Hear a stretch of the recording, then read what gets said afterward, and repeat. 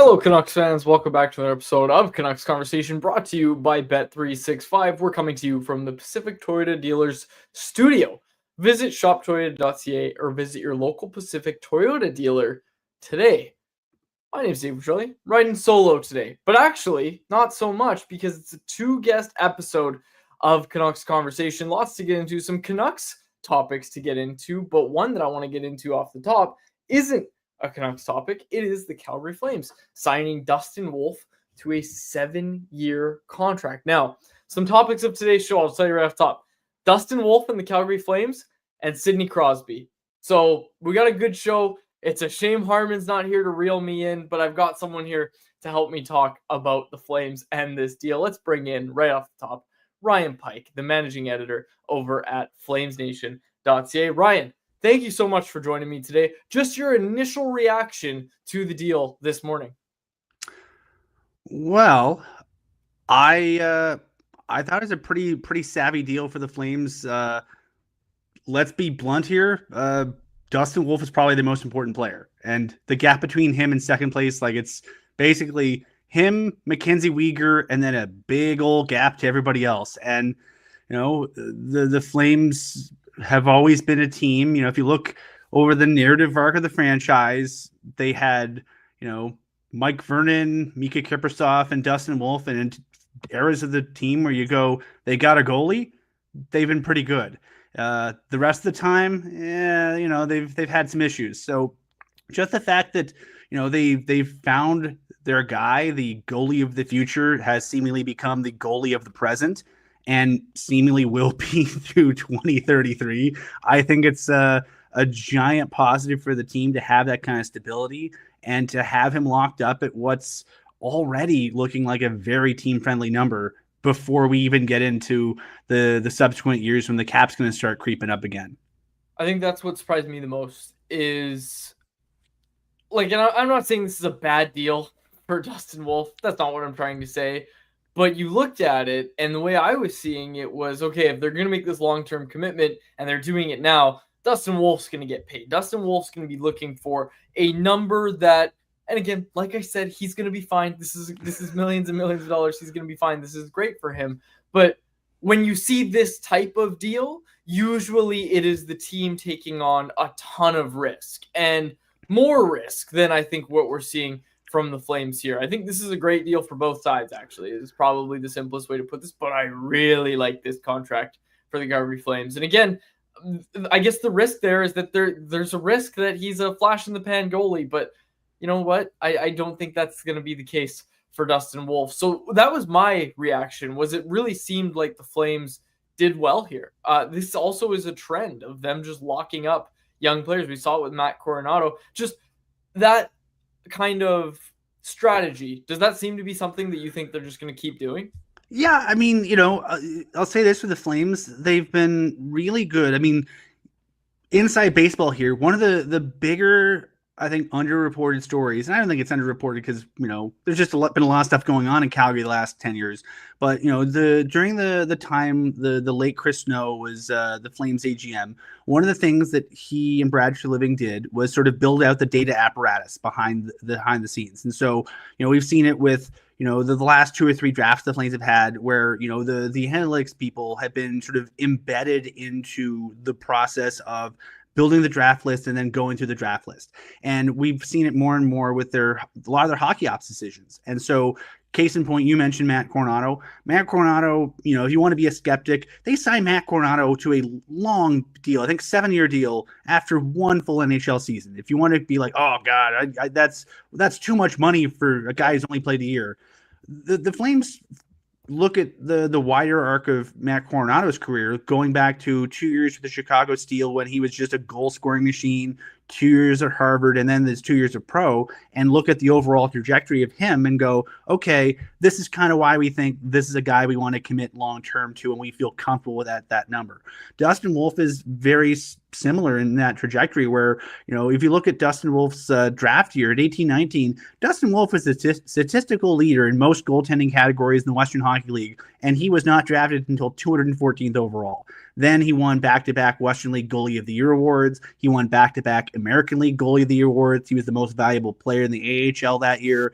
After, dipping his toe in the NHL in 23-24, in 24-25, he was runner-up to Lane Hudson for the Calder. He got Vezina votes. He got Hart votes. He was on the all-rookie team. So, quite frankly, I don't think you really could have asked a young goaltender to do more than Dustin Wolf had done to this point. I mean, the only things that he hasn't done is he didn't have a lot of playoff success in the Western League because there were no playoffs the 2 years after he was drafted because of COVID.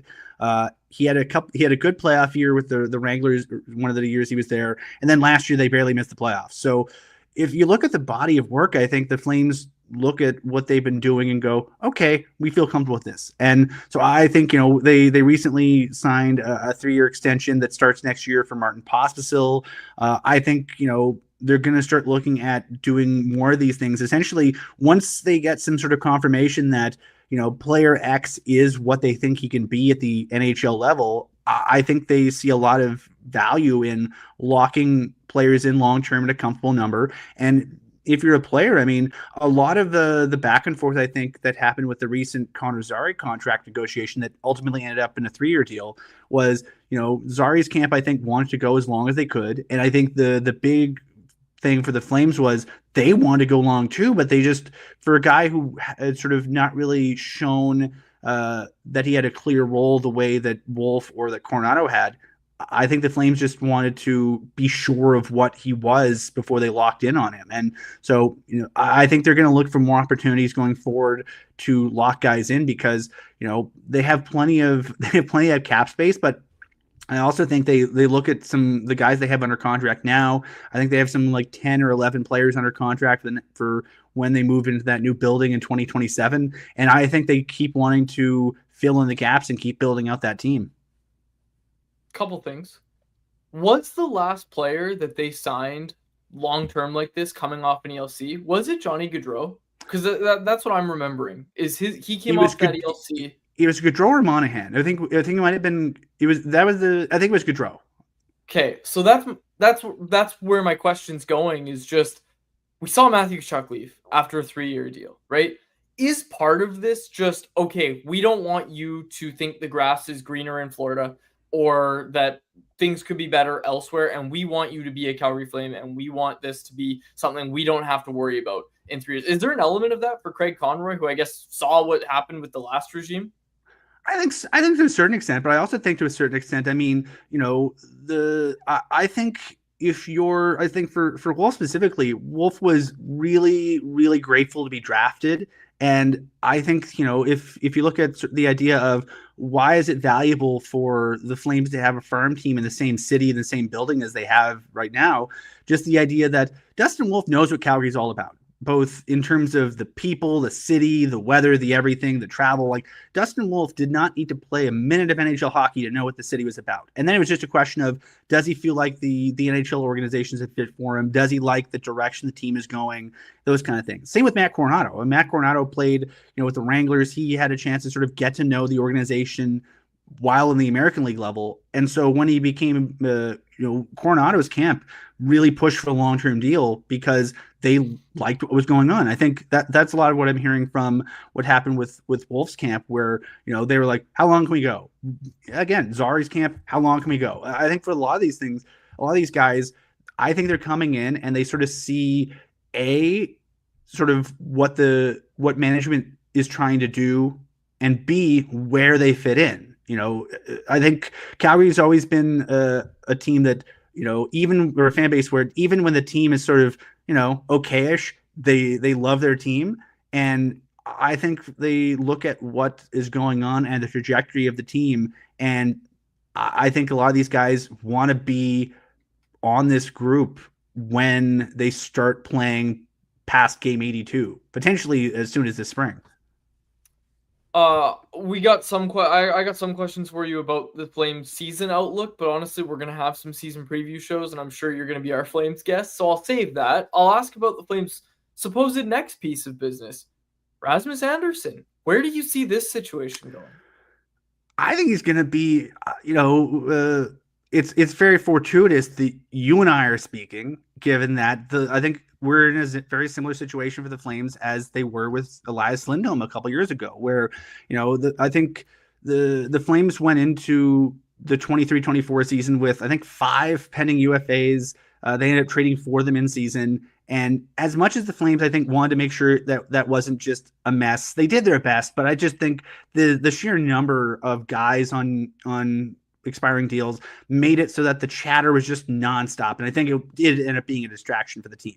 This year, I think they're pretty confident that it won't be a distraction, in part because there's just one guy, and also in part because of the guy it is. I mean, Rasmus Andersson is a really, really intense competitor. He's very honest with the media. He's very honest with his teammates, honest with himself.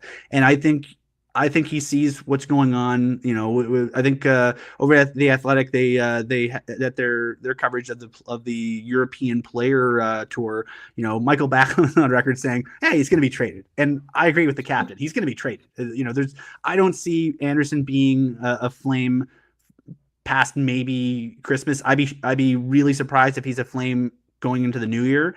But I also think the Flames have, much like they did with Elias Lindholm, a price in mind. I think, if you want to get Rasmus Andersson, an all situations 30+ minute defenseman with a contract that, depending on if the Flames retain or not, could be as low as 2.5, south of 2.5 million. I think it'd be like 2.275 or something if the Flames do full retention. So you are not going to get a player like that cheap. And the Flames know that. And the Flames, again, mentioning their data team, I think they have a really clear idea of what a fair market price is in the trade market for Rasmus Andersson. And I don't think they're in a hurry to move him until they get that price. And so as a result, would it be cleaner and arguably better for everyone involved if he was on a new team as of the first game of the season? Maybe.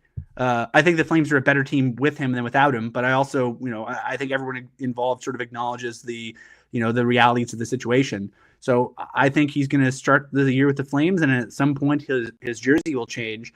But I think the Flames are hoping that he can, while he's with the Flames, he can keep moving this project they have along, because, as much as, Andersson, he's going to be somewhere else at some point. I think he really has a lot of ownership over what the Flames team has become. And, if you look at the identity that they had last year, I think a lot of it was, cemented by Andersson and the chip Andersson had on his shoulder, and how much that sort of fed into the rest of the group. So he'll be elsewhere at some point, but I don't know what some point is. When did it become clear he wasn't going to sign an extension? Oh, that's a good question. I would argue, to a certain extent, just some of his comments during the closeout interviews last year, where he sort of talked about, we always, the end of season interviews are always tough, as you know, because a lot of players, if they've had a good season, they'll talk about how, how much they love the group and this, that, the other thing. It's a lot of motherhood and apple pie kind of talk. But Andersson was really, introspective about sort of where his career was, and, how much he loved hhis time with the Flames, and speaking in past tense in some of his answers. And I think that sort of bubbled up. And some of the subsequent reporting just about, let's be honest, if I've done the data work on the back end of this, a fair market value contract for Rasmus Andersson based on his age, production, and so on and so forth starts with an 8. And if you're the Flames, I don't think you want to be paying a guy who's starting that I think the October of his first year of his new deal, he'll be 30. Do you want to be paying a guy $8+ million for his 30s when, Rasmus Andersson is a heart and soul player? He played a dozen games with a broken foot. He missed, I think, maybe 4 games 2 years ago after getting hit by a truck in Detroit while he was riding a scooter. This is a guy that is a heart and soul player. He's a foundational player. He's a guy that really has laid the foundation for a lot of the cultural things the Flames are going to be building off of in the future. But his age just does not align with the arc of the team. With, you know, if they're going to be a contending team, they hope, you know, they're hoping to be competitive by the time they hit the new building in 2027 when Rasmus Andersson is 31. They're hoping to be a contender shortly thereafter, presumably when Andersson is 33 or 34. I don't know if you want to be paying that kind of money for that type of player at that age. And it's nobody's fault. It's just the realities of the situation. Sometimes just timing doesn't work. And I think Andersson will be a very good player for the foreseeable future, at least for the next few years, probably somewhere else. Ryan, great stuff as always. We'll talk to you soon for season previews and everything like that. So thanks for joining me. Okay, take your seat. There he is, Calgary Ryan Pike. Flames hockey team. I haven't heard that in a while. Nice one, Jacob. Technical Bruce Jacob was hitting the buttons, doing a great job of that. Our thanks again to Ryan Pike for joining the show today. Want to get to some Canucks topics. Before we do that, I want to tell everybody, forgot to do this off the top, about our Super Chat charity partner this season, the BC Mental Health Foundation. You want to make sure your question or comment gets on the show, hit us with a Super Chat. Proceeds from a Super Chat go to the BC Mental Health Foundation, changing the face of mental health and addiction by supporting breakthroughs in care, public understanding, research, and knowledge exchange. Now, I can't talk Canucks topics alone. Sometimes I can. But today's not one of those days because it's Tuesday, which means Jeff Paterson is going to join me. Jeff Paterson is a presentation of our friends at Greta Bar YVR, where by now you know is a great spot to watch the big game. But did you know it's an even better spot for your upcoming party or event? If you need a venue for a team building or summer social event, check out Greta, or fall social, whatever event. Greta's a great spot for it. They've got the street food menu, they've got the arcade, and of course, they've got the bar. It's always a fun time with plenty of options. Make Greta your spot for your next event. For more info and to book your event, go to gretabar.com. Greta Bar YVR, 50 West Cordova Street is the address. Let the games begin. Broke Shinobi, unfortunately, reminding me right away. Anyone remember when Quads was saying Rasmus Andersson was going to be a future Canuck? Oh, how far we've come and how much things have changed. Jeff Patterson joins me now. Jeff, how do you see the Rasmus Andersson situation playing out in Calgary? Like, when does he get traded? Because there's a few around the league. Obviously, McDavid's the big one of when's the next domino going to fall. But Anderson's one that I feel like we're not talking about enough. When do you see that one kind of shaking out? Yeah, I mean, the Flames are an interesting group to me. We saw last year that they worked hard and ultimately finished ahead of the Vancouver Canucks. I still am not certain where I see them landing this time around, and you have to factor Andersson into all of that, obviously. I don't have a date. I don't have a crystal ball for you, Dave, but it feels like at the end of last season, it was something that was going to happen during the offseason. Yeah. Now we get back into starting the season. Generally don't see trades in the first 20, 25 games. So I think Rasmus Andersson has to settle in a little bit, continue to be a Flame, and we'll see how the season goes for them and ultimately how that plays out. Well, this isn't Flames conversation, so let's get to some Canucks topics. You were out at UBC today watching Canucks summer skate. What'd you see? Who looked good, Jeff? That's the question everybody asks. Who looked good? I kid, of course. You don't have to answer that question. But what did you see out at UBC today? You don't want line combinations? No, not yet. Not yet. Okay, fair enough. It is September the 9th. And what I thought was interesting was it was a streamlined session today, veterans only. Now, last week, all the veterans weren't in town, and so they fleshed out their A group with some of the prospects and guys that were tweeners last year. It was almost like there was somebody at the gate saying, have you played 50 games in the NHL? All right, you can get out here today. If you haven't, aside from Nikita Tolopilo, this was veterans and veterans only. And it's fascinating. There were 10 forwards, and you look at who was on the ice, and you get this sense of, all right, like there are their 10 NHL forwards. There are jobs up for grabs, and we know that that's the case, and those competitions will begin in Penticton. 10 forwards, 5 defensemen, and the 3 goaltenders did some drills, played some 4-on-4. Then they tried to play 5-on-5, but it's hard to keep up the intensity level 5-on-5 when you only have 15 skaters, so that didn't last an awful long time. But I did include in my full summary, if you want all the details of everything I saw, I've written about it at Canucks Army, and I sort of jokingly, but also we're a week out from training camp, and so people wonder about line combinations. When they started the 4-on-4 scrimmage, Dave, they went with 3 forwards and a defenseman on each side. Elias Pettersson was between Evander Kane and Connor Garland, while Philip Hedl centered Jake DeBrusk and Brock Besser. So read into that what you want. or don't. Bombshell from Jeff Paterson, ladies and gentlemen. You heard it here first. Filipino moving up the depth chart. Or the other guy's moving down the depth chart.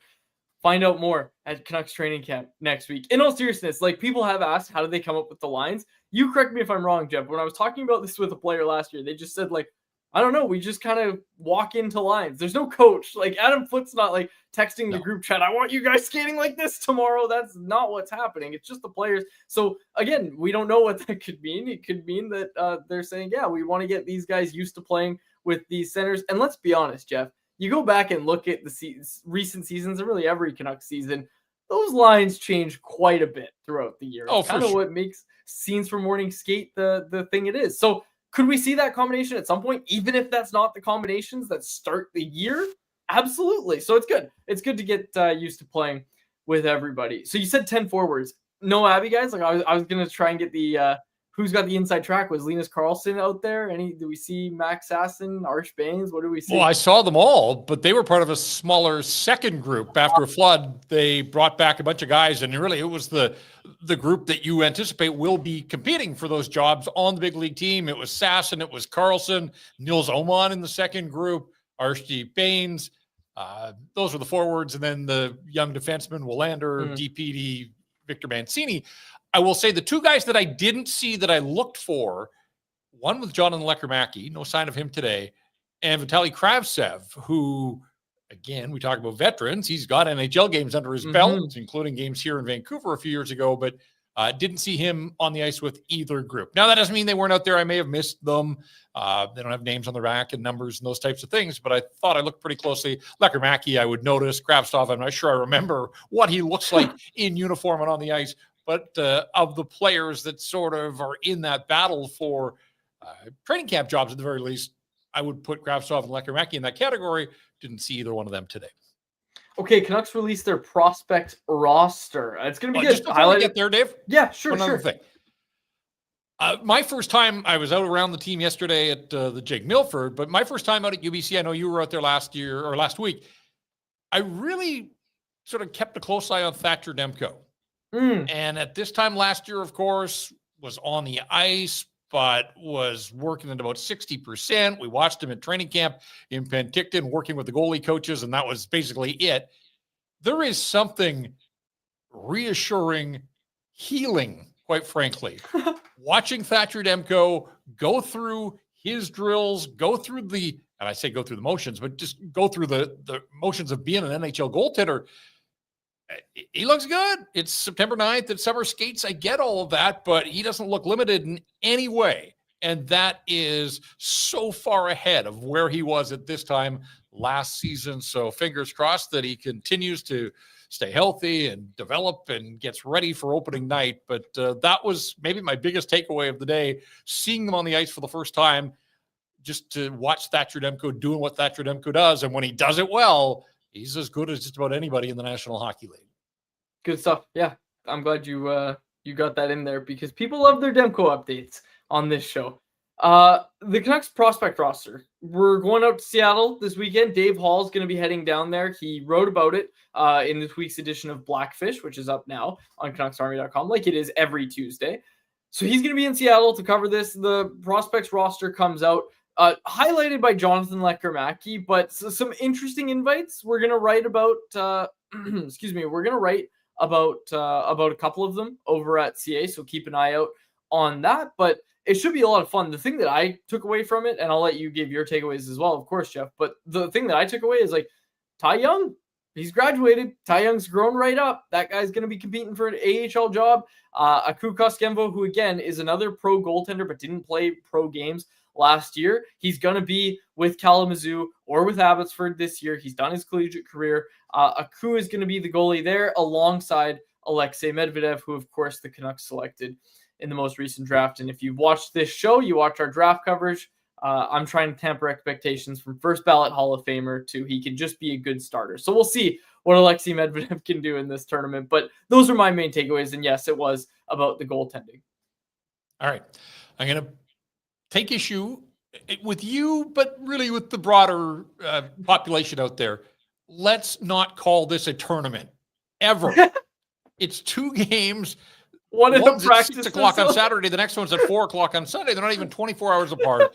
It's a weekend in Seattle is essentially what it is, but it is not a tournament.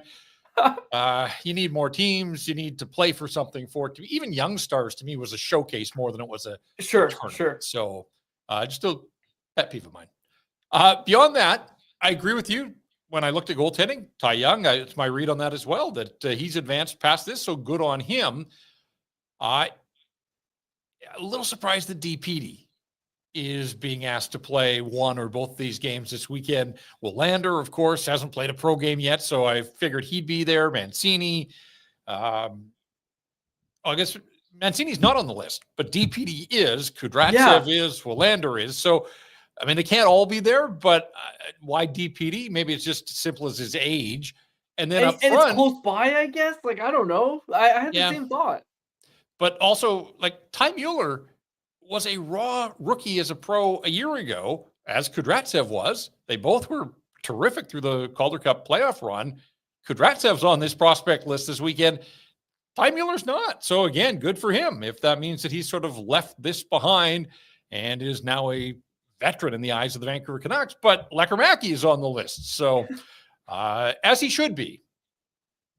I think early games for Lekkerimäki, why not? Like, be a featured guy. I hope he plays in both of them and, kind of hits the ground running for training camp in Penticton. So Braden Coots getting a chance to go and play in Seattle, but as a member of the Vancouver Canucks, that'll be some fun for him.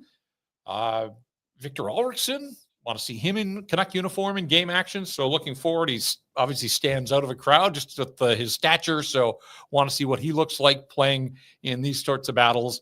So, yeah, a little bit of a mixed bag, but DPD of all the guys, I think, was the one that surprised me, and I'm not sure that he needs prospect games after what he did over the second half of the NHL season last year. And don't forget, like, didn't even play Abbotsford playoff games because he had graduated. They're like, you're an NHL player now. So, it is interesting for sure. It's going to make for a good showcase. What are we calling this? Set of games. Going to make for a good set of games between the Kraken prospects and the Canucks prospect. No Akito Hirose in surprising news because he's always there. He's always making his way to Young Stars. Jeff, any takeaways? You mentioned it. You were at the Jake yesterday with us. We covered it yesterday, but any takeaways from you from the Jake? I think it's an annual takeaway, and that is just how light the mood is, that optimism abounds at this time of the year. And I'm sure that goes for 32 teams around the National Hockey League, but the players were in good spirits yesterday. They truly seem excited to be back around each other and catch up with guys and what they were up to over the summer months, but also just to start to drill down on being a group and trying to forge chemistry and get on the same page and all those types of things. So, outside of Elias Paterson adding his 6 kilos, there really wasn't any news to come out of yesterday. Good on Quinn Hughes. He was busy. He was at the U.S. Open on the weekend, flew in for the golf tournament, and then headed to Vegas to do this NHL media tour. So he's here, there, and everywhere. He'll be back in town and hitting the ice. And really, he was the only veteran that wasn't out at UBC today. And he had good reason for that because he's representing the hockey club at the NHL media tour in Las Vegas. But no, otherwise, lots of smiles yesterday around the golf tournament. We'll see if those smiles carry on as they get down to the business of being hockey players in training camp next week. Jeff, we'll be at training camp together. You get to see my golf game up close and personal. I got a new set of irons. Don't know how to hit them very well just yet, just like my last irons. Maybe I need a new set. We'll see. Was that a wedding gift? Week. No, I just bought it myself. It was, you know what? And you know this. You're a golfer. The best deals this time of year. This time, October, November, they get rid of all their, older stock or whatever. I always buy last year's balls. Those are always great. You get those on a deal. I don't know what new advances are they making in golf balls that I need the 2023 and can't, or I need the 2025 and can't buy the 2023 or 2024. Do you agree with me? Oh. Every year, they're pumping money into research and development. Golf balls next year are going to go 10 times further than the ones that you've got in your bag right now. I might need them then. I might need one of those remote control ones, to be honest with you. But you'll see what I mean next week when we hit the course. Jeff, as always, thanks for doing this. We'll chat with you next week. All right, Dave, thanks. There he is, Jeff Paterson. Yeah, training camp next week. Jacob, are we talking about some of the extra content we've got planned? Like, how confident are you we can pull this off? Like, can I talk about it? We're definitely going to do it. Okay, it's then I'm talking about it. That's my rule, is how confident are we? If it's 90% or higher, I talk about it. So what we're planning is some training camp vlogs, basically on the Canucks Army YouTube channel. Jacob's going to hold a camera, and Jacob, why don't you talk about it? Yeah, it's funny. I had this idea, and then I saw someone reached out on Twitter to you, Quad, saying, "Hey, you should do this." I'm like, you texted me that. I'm like, well, I guess we got to do it now. But we just want to give some behind the scenes looks at what it's like covering training camp, right? So, hey, we're going to be driving up together. What's the drive up like? You know, I'm sure I'm going to get some video of Quads and Jeff frantically typing up articles on the kitchen table of the Airbnb while we're prepping for Convo. You know, we're going to get a round of golf in. We're going to get some content from the rink down in the bowels of the South Okanagan Event Center, prepping for scrums and media events. So we just want to give you some behind the scenes access, some content that really you truly cannot get anywhere else other than Canucks Army. Couldn't have said it better myself. So much so that I didn't even try.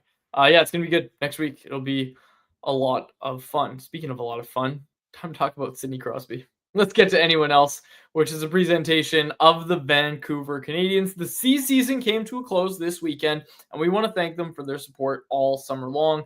Take a look at next year's season ticket options.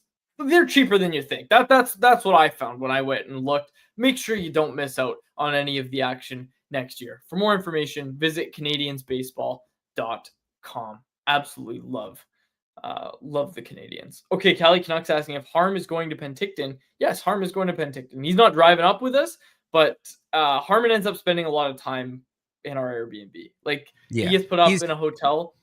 I was gonna say, like the Athletic puts him up in a hotel. He and Drance will be not staying with us. Obviously, they'll be together, but yes, we will be making some content with Harmon. He'll be on all of our Canucks Convo episodes. We're doing Convo from the Airbnb, which Harmon will be at. So yeah, that's how Harmon always ends up spending a lot of time with us. Because as far as I'm concerned, Harmon was with us last year at training camp. Like, he was every time we went out for dinner, I think Harmon was with us. So yeah, there'll be more of that. Are you gonna get a vlog of me ordering a side steak at the if you order a side steak for your burger again, it will be on video, and yeah, it absolutely will go out into the vlog.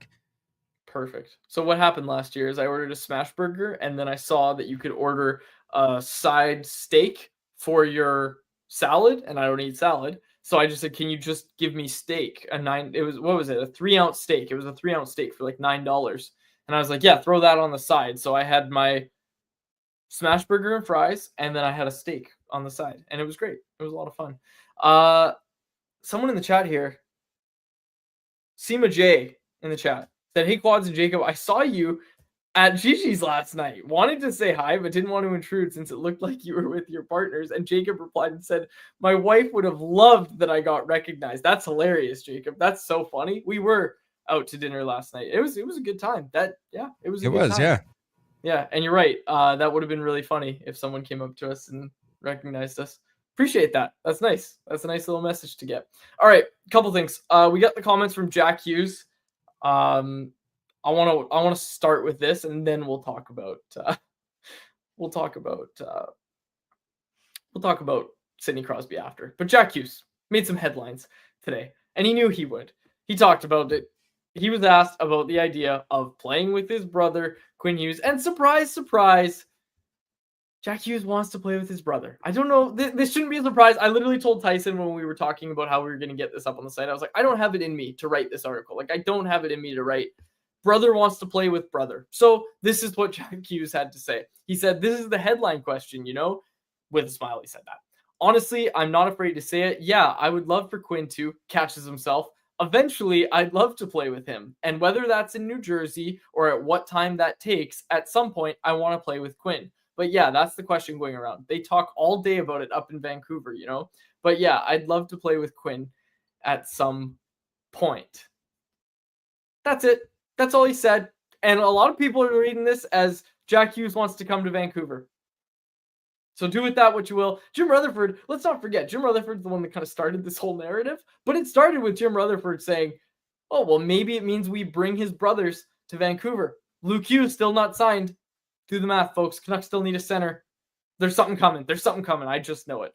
I kid, of course. But look, I don't want to dive into this anymore. I'm tired of the whole conversation about, oh, is Quinn Hughes going to leave? I can't do this for 10 months. I'm going to put a veto on these conversations because that's the thing. Harmon and I talked about this last week. It's a conversation right now. Quinn will get asked about it during his first media avail of the year. Then it won't be a topic of discussion for the rest of the year in the locker room. And I do not want it to be a topic of conversation on this show. Bookmark this, Jacob. I don't want this to be something we talk about all throughout the year. I don't have it in me. I can't just come continually just do, will this happen? We don't know, but we're going to keep talking about it. I can't do it. Unless there's new information, I'm not doing it.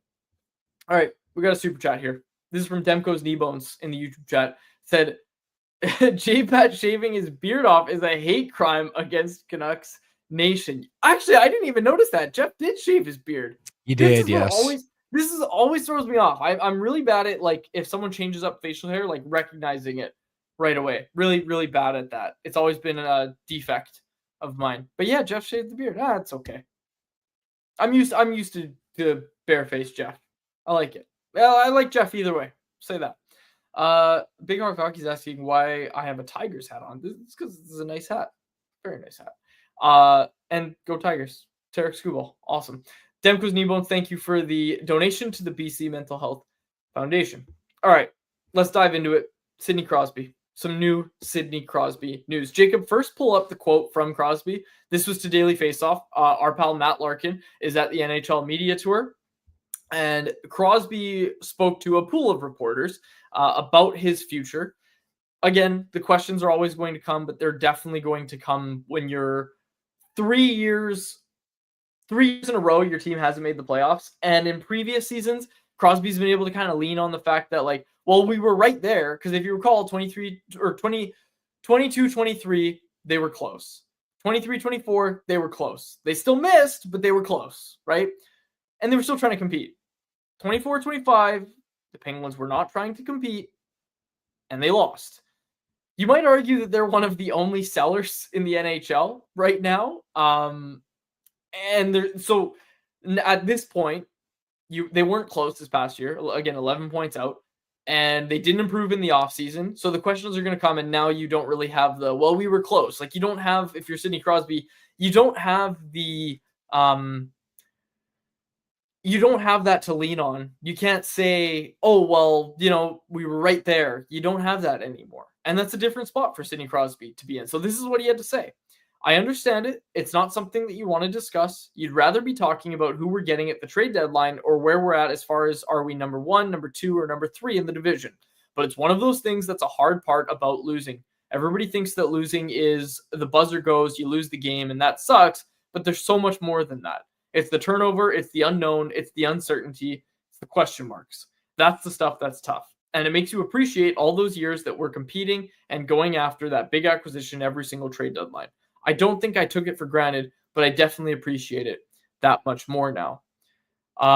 People are automatically going to put 2 and 2 together and ask, oh, who was in charge when you were going after all those big trade deadline acquisition targets? The answer to that is Jim Rutherford. So Crosby to Vancouver. That's where I'm going with this. But in all seriousness, let's get to the quote from Paterson, Crosby's agent, who had a different approach when he was talking about it. Because Crosby's still doing that kind of,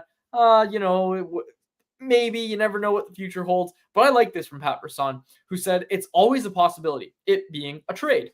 It's been 3 years. They haven't made the playoffs. It all depends on how Sid is going to be and how the team is going to do. Next part of the quote was interesting because Brisson compares him to Tom Brady, who left the Patriots after 20 years and went on to win the Super Bowl with the Tampa Bay Buccaneers. And of course, Crosby's been a Penguin for exactly 2 decades. We want Sidney to be in the playoffs every year. We want him to hopefully win another cup or 2. So each year the team he's playing for fails to make the playoffs, it creates a lot of speculation. In reality, he's not getting any younger. We're here to support him. It's the beginning of the season here. Let's see how things are going. Hopefully they have a great season and the speculation will go away. Now, something tells me that isn't going to be the case. Could Archer Shelovs end all of this conversation? Yeah, sure. Maybe Archer Shelovs just turns it on, carries the Penguins a la Dustin Wolf the same way that the Calgary Flames got carried to being in the playoff conversation. Maybe that happens for the Penguins. Maybe. But I doubt it. So the odds are the Penguins aren't very good this year, and this conversation continues. Harman's not here, and I know if I start talking about Crosby to Vancouver, that I'll go too long, and nobody's here to stop me. And I know that's an unprecedented amount of power for me to have, and I'm not going to do it. I'm not going to seriously start going down the Crosby to Vancouver route. But man, oh man, if Crosby comes available, Canucks got to be in on that. Like, they have to be in on that. And I could dive in more because I know what all the rebuttals are going to be. I know you're going to say, well, what if they lose Quinn Hughes? Which I said I'm not talking about anymore. And you might say, oh, well, what happens if they still don't do anything and then they're stuck with Sidney Crosby, who then just goes on to retire and they've given up prospect? Don't give me that. I don't want to talk about it. I don't want to talk about that. Purely based on vibes, get me Sidney Crosby. Get me Sidney Crosby to Vancouver. I've been talking about it for a while, and I will talk about it once Harman's here to be able to actually provide some rebuttals. I don't think anybody wants to hear me talk about it right now, but certainly in all seriousness, some interesting quotes from the agent of Sidney Crosby. Really, really interesting. And again, it's just one of these. Yeah. Sorry, I was going to say Karin in the chat. I think it's more likely Crosby goes to Montreal than Vancouver. So maybe I can step in and tell you, no talking about Crosby to Vancouver, because Crosby's going to go play for his childhood favorite team and bring them Stanley Cup number 25. Or is he going to team up with Nate McKinnon in Colorado? Yeah. There's options. Is he going to go to the GM/president who was so great to him for so many years, and really he owes one to, if you think about it, and is he going to come to Vancouver? I think here's the perfect scenario. He reads my letter, and because he has a full no move clause, at just $8.7 million for the next 2 seasons, by the way, his extension kicks in this year. $8.7 million. What a bargain. What a great contract that is, especially with the rising cap. What we need Sidney Crosby to do is read my letters, at least one of them, and then say I'm only going to Vancouver. Goes to Kyle Dubas and says I'm only going to Vancouver. I'm not waiving my NMC for anyone else, and the Canucks can give up, I don't know, Nils Höglander. And it's actually, you don't want to give up Nils Höglander. Something worse than that. And then they get Sidney Crosby. That's the perfect way to go about this. I don't know what I'm talking about at this point either, folks. But certainly some interesting stuff, and really just adds to a number of storylines that we're going to be keeping our eye on throughout the year. I also wanted to quickly talk about Connor McDavid, who remains unsigned. And I asked some Oilers colleagues today, when do you think this is going to get done? And I'll tell you, none of them said after the preseason's done. None of them said October. September 9th. I know preseason games haven't started. Some of them feel like it's going to happen this week. Some feel it's going to happen during the preseason, before preseason games start. None of them said October.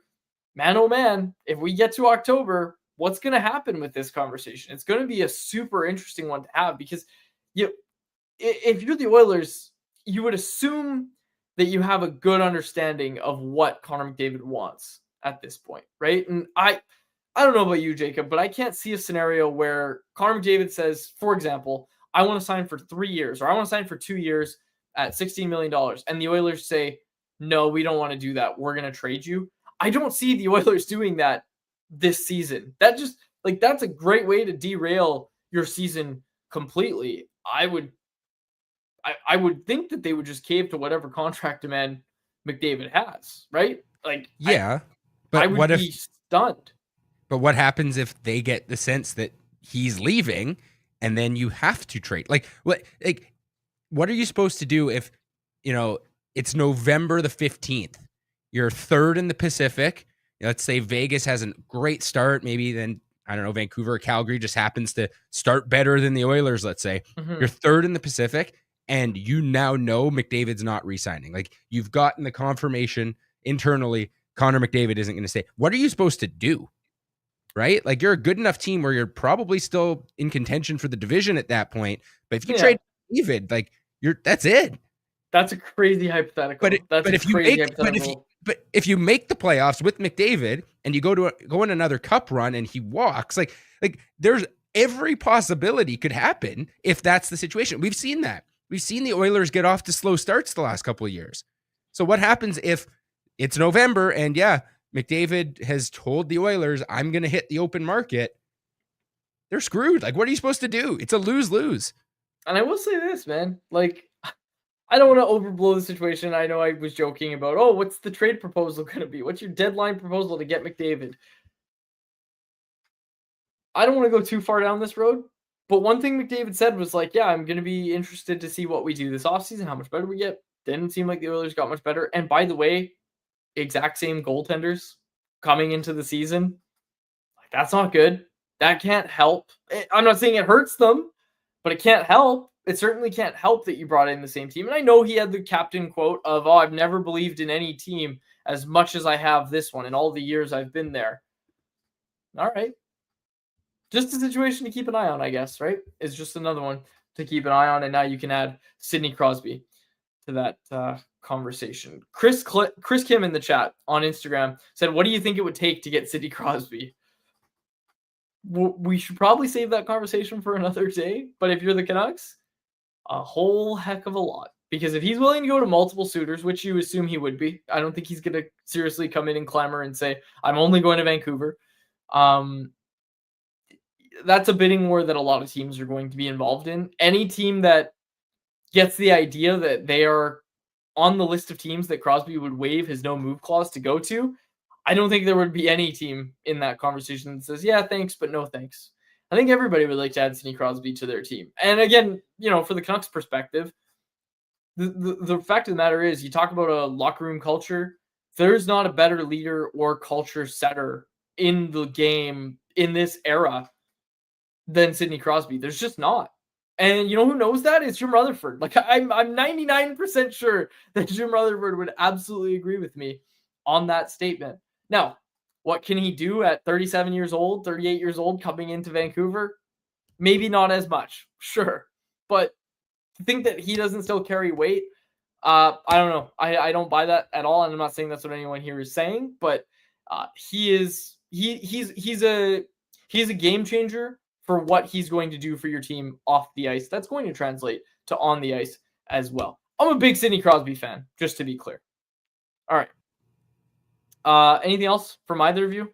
Jacob, is the other Jacob there? Or who? No, we have interns there just today? me. I've got our two new BCIT interns in though. So shout out to them.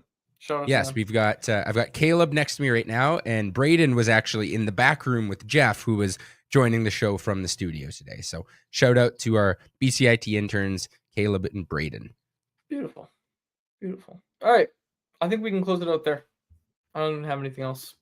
Harmon will be back tomorrow. We'll be back on Friday as well with Dave Hall to help us preview the weekend. I don't want to call it tournament showcase. The classic. It's not even a classic. The two games that are going to be played between the Seattle Kraken prospects and the Canucks prospects. Let's get to our bet I believe at the Kraken practice facility. There might be some fans kind of just scattered throughout the venue. It's not going to be anything like the Young Stars. We'll put it that way. They are about it all glorified scrimmages. Yeah. But Dave Hall will get all the coverage because he's the best. That's right. Okay.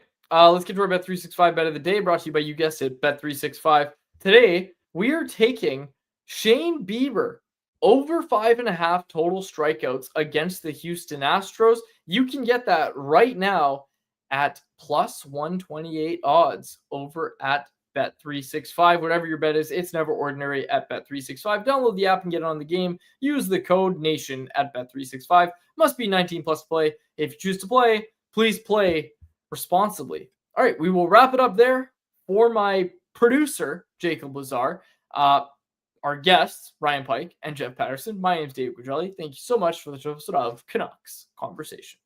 Canucks Conversation is live Monday through Friday, every weekday at 2 p.m. over on the Canucks Army YouTube channel. Make sure you like, subscribe, and interact in the YouTube live chat every day with us, folks.